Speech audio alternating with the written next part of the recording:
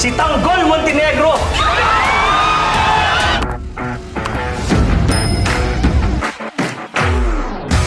Habang sabik na naghihintay ang lahat sa opisyal na resulta ng halalan, biglang inanunsyo na si Tanggol ang kasalukuyang nangunguna sa bilangan.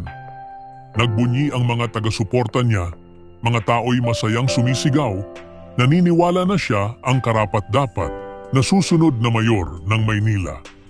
Kilala siya bilang matapat, may malasakit at tunay na tagapagtanggol ng masa. Sa kabilang banda, si Mando ay tuwang-tuwa nang marinig ang balita. Para sa kanya, malapit nang magkatotoo ang pangarap ng kaniyang inaanak. Si Fatima, habang kausap si Paeng, ay panatag ang loob. Alam niyang mananalo si Tanggol. Malapit na ang dumating na rin kay Tanggol ang opisyal na resulta. Malaki na ang kanyang lamang kay Miguelito. Bagamat hindi pa tapos ang bilang, halos sigurado na ang kanyang panalo. Mula sa kanyang ngiti, ramdam ang pasasalamat at pananabik. Kampo ni Miguelito, hindi ito makapaniwala. Halos hindi niya matanggap ang balita.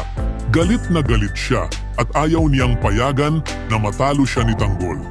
Sa gitna ng kasiyahan ng kabilang panig, nagbabala si chairman na posible pa rin silang dayain.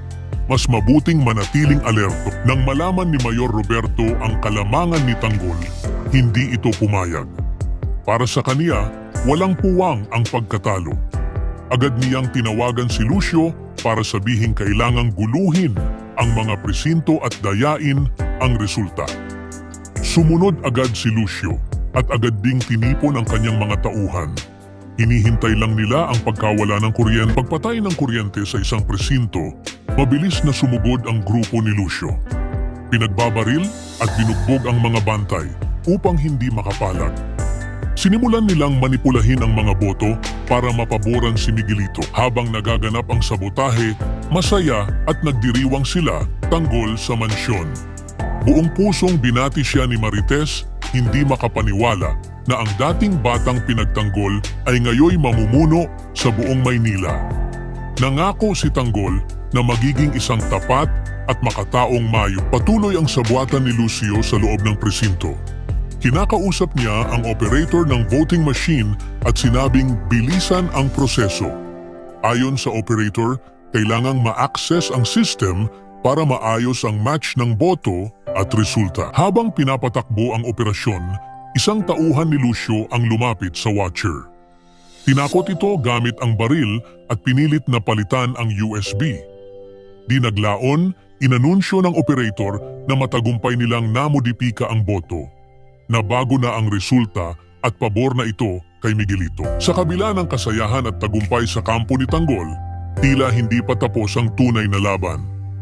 Habang nangunguna si Tanggol sa bilangan at abot kamay na ang pagiging alkalde ng Maynila, lihim namang gumagalaw ang kampo ni Miguelito upang sirain ang proseso ng halalan. Ang mapanlinlang na sabuatan ni Lucio at Mayor Roberto ay patunay na handa silang gawin ang lahat kahit pa umabot sa karahasan para lang maagaw ang kapangyarihan.